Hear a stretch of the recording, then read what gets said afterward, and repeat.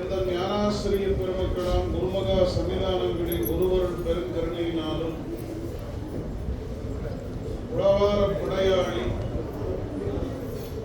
நாவுக்கரசு பெருமானுடைய குருபூசை பெருவிழாவை பெருந்திருவிழாவாக கொண்டாடி வருகின்ற கணபதிபாளையம் திருநாவுக்கரசர் திருமடத்தை சார்ந்த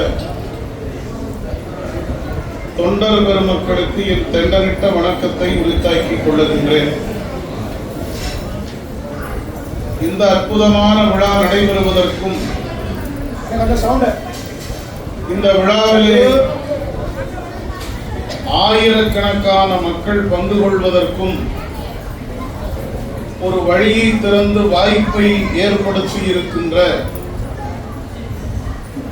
போற்றுதலுக்கும் வழிபாட்டிற்கும் உரிய திருநனா சிவனடியார் திருக்கூட்டத்தினுடைய தலைவரும் அரண்மனை அறக்கட்டளையினுடைய நெறியாளருமாகிய வழிபாட்டிற்குரிய தியாகராஜன் அவர்களுடைய திருவடிகளுக்கு என் தெண்டரிட்ட வணக்கத்தை உரித்தாக்கியும் அவரோடு உடன் பயணிக்கின்ற அரண்மனை அறக்கட்டளையினுடைய தொண்டர் பெருமக்களுடைய திருவடிகளை வணங்கியும் முதிரும் அன்பில் பெரும் தொண்டர் முறைமையிட திருக்கூட்டமாகிய அடியார் பெருமக்களுடைய திருவடிகளை தலை சூட்டி வணங்கியும் இந்த 6 நாள் வழிபாட்டிலும் இன்றைய நாளிலும் நிரம்ப கலந்திருக்கின்ற பெருமக்களாகிய உங்களுக்கும் என் தெண்டரிட்ட வணக்கத்தை உரித்தாக்கி எல்லையற்ற மகிழ்ச்சி அடைகின்றேன். இப்போது என்னுடைய மனதிலே ஒரு மகிழ்ச்சியும் நிறைவும் ஏற்பட்டிருக்கிறது. இந்த திருமணத்தில் 50 பேரோடு தொடங்கிய குரு வழிபாடு சற்றேறக்குறைய இந்த விழா நிறைவடைகின்ற போது நம்புகிறேன் ஒரு 3000 பேர் இந்த அரங்கத்திலே நிறைந்திருப்பார்கள் என்று நான் நம்புகிறேன். அதோடு கூட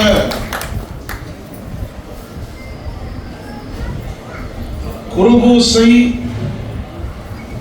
ஆக பெரும் நிலையங்களிலேயே ஒரு நாள் தான் நடைபெறுகிறது. நான் அதை பேரிட்டு சொல்லவில்லை. மிகப்பெரிய இடங்களிலே ஒரு நாள் தான் குருபூசை நடைபெறும்.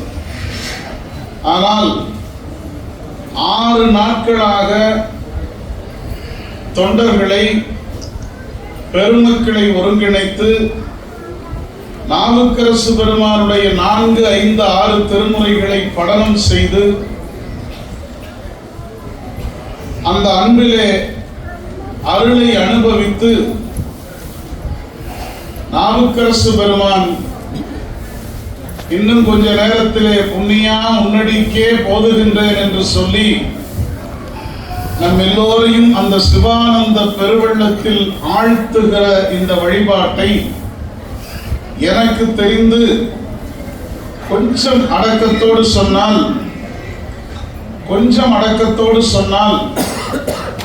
ஏன்னா அது ஏதாவது கொஞ்சம் கூடுதலா போயிருக்கிறனால கொஞ்சம் அடக்கத்தோடு சொல்லுகிறேன். தமிழகத்திலேயே கணபதிபாளையத்தில் தான் இந்த அதிசயம் நடைபெறுகிறது என்பதை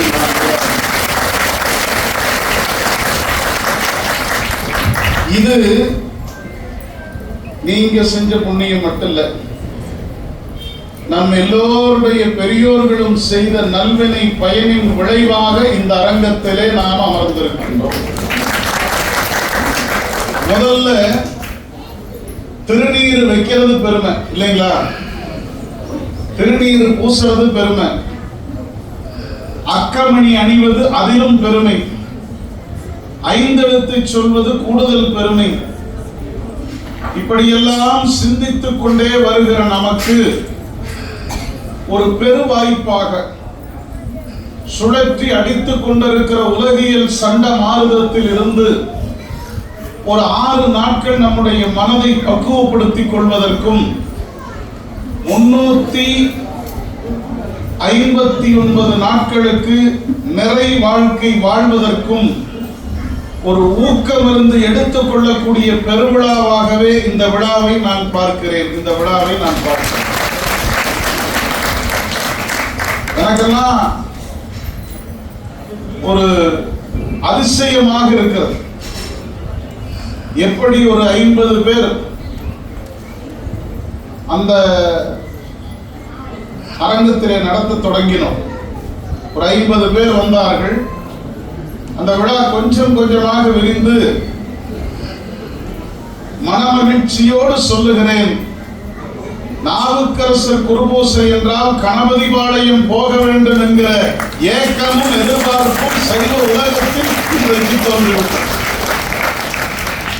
அது சொல்லாக இருந்தாலும் சோறாக இருந்தாலும் நீங்கள் செய்கிற திருப்பணி அளவிட முடியாத உயரத்தில் இருக்கிறது என்பதை நான் அலையடக்கமாக சொல்லிக்கொள்கிறேன். தியாகராசனார் நன்னாவுடை பெருமானுடைய திருவடியை பரவி கொண்டிருந்த ஒரு திருக்குடும்பத்தில் அவதரித்த பிள்ளை. இதெல்லாம் தொடர்புடைய செய்தி என்கிற காரணத்தினாலே இதை அவைக்கு நான் வைக்கிறேன். உங்களுக்கு தெரியாத செய்தி அல்ல, இருப்பினும் நான் அதை சொல்லி மகிழ்ந்து கொள்ளுகிறேன். நன்னாவுடை பெருமானுடைய திருவடிக்கு தொண்டு செய்யக்கூடிய குடும்பத்து பிள்ளை. சப்த தாதுக்கள் என்று சொல்லக்கூடிய 7 பொருட்களால் செய்யப்பட்ட உடம்பில் வந்த உயிர்தான் அவருடைய உயிரும் அந்த உருவமும். இன்னும் சொல்ல போனால் என்னை போன்றவர்களை காட்டிலும் அந்த உருவம் கொஞ்சம் குள்ளம். ஆனாலும் கூட அந்த குள்ளமான உருவம் தான் இன்றைக்கு சைவத்தை 21ஆம் நூற்றாண்டில் உயர்த்தி பிடித்துக் கொண்டிருக்கிறது.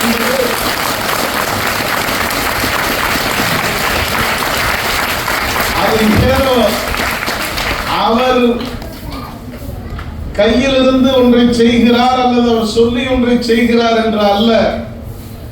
நான் இப்படி பார்க்கிறேன், தியாகராசனார் முதலில் குனிந்து கல்லை எடுத்து வைக்கிறார். அவருக்கு பின்னால் ஆயிரக்கணக்கானவர்கள் எதிர்பார்ப்பின்றி அந்த திருப்பணியை செய்கிறார். இப்ப எனக்கு நான் யாரை துணைக்கு அழைத்துக் கொள்வது? எண்ணியர் என்னையாங்க இதுவர் எப்போ எண்ணியர் திண்ணியராக பெறின். தியாகராசனார் திண்ணியராக இருக்கின்றார் எண்ணுவது உயர்ந்த எண்ணம். அதனால வீடேற்றம் பெற்றிருக்கிறார். இந்த 21ஆம் நூற்றாண்டில் இப்படியெல்லாம் செய்ய முடியுமா? இந்த 21ஆம் நூற்றாண்டில் இப்படியெல்லாம் செய்ய முடியுமா என்று யார் வியந்து கொண்டிருக்கிறார்கள் தெரியுமா? நமக்கு தெரிந்த வகையில், எனக்கு தெரிந்த வகையில் செய்ய வேண்டியவர்கள், செய்ய தவறியவர்கள், செய்ய வழி இல்லாதவர்கள் இன்றைக்கு தியாகராசனாரை விட்டால் வழி இல்லை என்று சொல்லக்கூடிய அளவுக்கு ஒரு பெரும் திருக்கூட்டம் அவர் பின்னால் சைவத்திற்கு புறப்பட்டு வந்திருக்கிறது என்பது நமக்கு என்ன பெருமைன்னா, எனக்கெல்லாம் ஒரே ஒரு தகுதி இருக்கு, ஒரே ஒரு தகுதி. அவர் வாழுகிற காலத்தில் நான் வாழுகிறேன் என்பதை தவிர இன்னும் சொல்லுகிறேன், உங்கள் எல்லோரை காட்டிலும் கடை நிலையில் இருப்பவன் இந்த சிறியவன், உருவத்தால் அல்ல உள்ளத்தால். அப்போ இதெல்லாம் எப்படி நடக்கிறது, ஏன் நடக்கிறது, எதற்காக இந்த விழா? ஒரு கேள்வி. எனக்கு தெரிந்து ஒரு 15 வருஷம் அந்த விழா நம்ம பண்ணிருக்கோங்களா? 15 முடிஞ்சது 16 ஆண்டுகளாக கணபதிபாளையத்தில் சித்திரை சதயத்தில் குருபூசை தொடர்ந்து நடக்கிறது. நமக்கு ஒரு கேள்வி, எதற்காக இந்த குருபூசையை நாம் செய்ய வேண்டும்? ஆழமா போய் நான் பேச விரும்பல, பொதுவா வெளியில நின்று பேசுற கேள்வி. இன்றைக்கு உலகம் எந்த திசையிலே போய் கொண்டிருக்கிறது? கல் தோன்றி மண் தோன்றா காலத்தே வாழோடு முன் தோன்றிய மூத்த குடி நம்முடைய தமிழ் குடி, நம்முடைய தமிழ் நிலம். மற்றைய பகுதிகளில் இருக்கிற மனிதர்கள் எல்லாம் வாழ்க்கைக்கு வழி தேடிக் கொண்டிருந்த நேரத்தில் வழிபாட்டை செம்மைப்படுத்திய இனம்தான் இந்த தமிழகத்து இனம், தமிழ் இனம். ஆனால் இன்றைக்கு கொஞ்சம் நம்மிடையே ஒரு குழப்பமும் ஒரு பதற்றமும் ஏற்பட்டு விட்ட காரணத்தினால் மிக சமீபத்தில் சில இடங்களுக்கு பெரியவர்களோடு செல்லக்கூடிய வாய்ப்பு எளியனுக்கு கிடைத்தது. ஒரு 10 வீடுகளுக்கு சென்றிருப்போம். நம்ம ஊர்ல இல்ல, கொஞ்சம் வெளியில. பெருமக்களோடு சென்ற காரணத்தினால அவர்கள் வழிபாட்டறைக்கு அழைத்து சென்றார். எங்க வீட்டுல வந்து பூசை அறையை பாருங்கன்னு கூட்டிக் கொண்டு போனார். அதெல்லாம் சாமானிய மக்கள் இருக்கிற இடம். உங்களை போன்ற பெருமக்களுக்கு இந்த செய்தி பொருந்தாது. அப்படி அழைத்து கொண்டு போன போது அவர்களுடைய வீட்டில் இருக்கிற வழிபாட்டு அறைக்கு சென்று பார்த்தால், நம்புங்கள், நம்முடைய இறை திருமேனிகளை காட்டிலும் புதிதாக பல்வேறு இறைமூர்த்தங்களும் குருமூர்த்தங்களும் என்கிற பெயரிலே படங்களை வைத்திருக்கிறார். நம்மிலே சில பேருக்கு அந்த அறிமுகம் யாராவது இடத்தில் இருந்தால் தெளிவாக சொல்லுங்கள். அந்த அறைகளில் எல்லாம் புதிய படங்களை இடம்பெற செய்திருக்கிறார். அப்ப அந்த பெருமக்கள் கேட்டார்கள், இந்த படங்களை எல்லாம் வைத்திருக்கிறீர்களே, என்ன காரணம் என்று கேட்டபோது அவர்கள் சொன்ன பதில், இந்த படத்தை வீட்டில் வைத்ததற்கு பிறகு எங்களுக்கு மனநிறைவு ஏற்படுகிறது, இந்த படத்தை வீட்டில் வைத்ததற்கு பிறகு எங்களுக்கு தெளிவு கிடைக்கிறது, பணம் வருகிறது, எல்லாம் கிடைக்கிறது என்று சொன்னார்.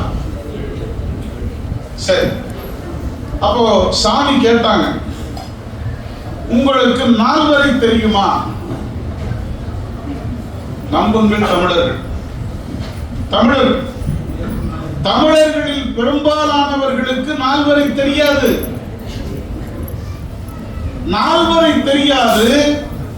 ஆனால் எங்கோ இருக்கக்கூடிய ஒருவரை கொண்டு வந்து வழிபாட்டறையிலே பிரதானமாக வைத்திருக்கிறார். நால்வரை தெரியாதா? தெரியாது. அப்ப சாமி சொன்னாங்க,